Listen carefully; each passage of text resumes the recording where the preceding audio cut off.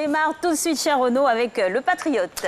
Bonjour Alix et Marco et bonjour à tous les téléspectateurs. Et oui, face à la menace d'embargo qui pèse sur le cacao ivoirien, le confrère révèle comment Dominique Ouattara a convaincu les Américains grâce notamment à sa longue lutte contre le travail et l'exploitation des enfants en Côte d'Ivoire. Pour tout savoir sur ce tour de force réalisé par la première dame de Côte d'Ivoire, rendez-vous dans vos kiosques pour vous procurer le Patriote de ce jour.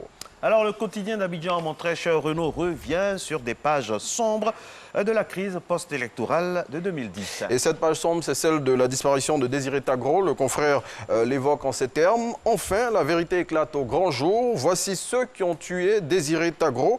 Le journal souligne pour terminer pourquoi les révélations de Soro font trembler le régime. Plus de détails dans le quotidien d'Abidjan. Et on s'intéresse au sommet G20 qui se déroule actuellement même à Berlin et le chef de l'État y prend part.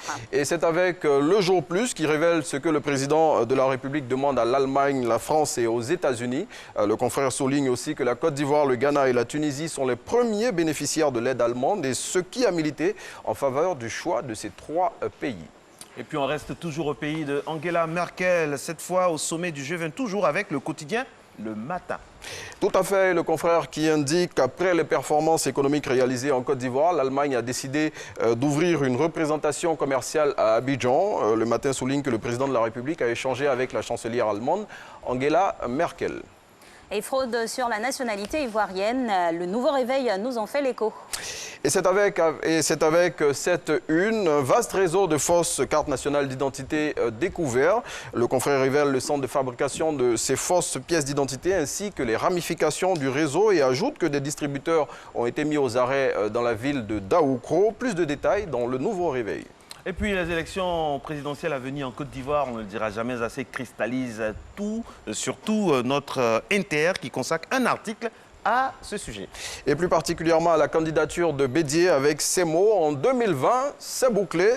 Si la candidature du président du PDCI ne souffre d'aucune ambiguïté, en revanche, selon le confrère, l'alliance PDCI-FPI est hypothéquée. Pour éclairer notre lanterne sur ce sujet, l'Inter livre les explications d'un politologue. Renaud, petit tour du côté de l'Expression. Oui, et le quotidien qui barre à sa une. Après ses propos xénophobes, Adjoumani envoie Bédié au tapis. Pour tout savoir sur ce chaos infligé par le porte-parole du RHDP au président du PDCI, il faut se procurer l'Expression de ce jour. Redressons, nous quittons le tapis, Renaud, et jetons un coup d'œil au quotidien aujourd'hui. Et c'est avec cette image qu'on a ici en illustration, montrant Emmanuel Macron et Salif Keïta qui dit au président français « Dégage d'ici, petit ». Cette caricature fait référence aux récents propos du chanteur malien qui a accusé la France de soutenir les terroristes qui endeuillent le Mali. Ces propos ont eu un fort écho en dehors du Mali, suscitant au passage un sentiment anti-français au point où le confrère pose cette question. La France est-elle malvenue dans ses ex-colonies? La réponse à cette question dans le quotidien aujourd'hui. Et Soir Info nous parle d'un scandale à sa une. Et oui, et c'est un sujet bien cocasse, des enseignants et leurs familles qui se tabassent pour des excréments d'âne. Une affaire qui a entraîné une bagarre généralisée selon Soir Info et qui a fait des blessés graves. Et pour tout savoir sur ce sujet d'une drôlerie surprenante, c'est dans Soir Info qu'il faut aller chercher. Dis donc. Merci infiniment, mon très cher Renaud. On vous retrouve demain, 6h10, toujours avec le même plaisir. Nous allons rester, mesdames et messieurs, dans le giron de l'info, cette fois avec notre spécialiste de l'information certifiée, reconnue internationalement, le vrai ou faux. C'est avec, bien sûr, Lassina Ouattara, juste après ça.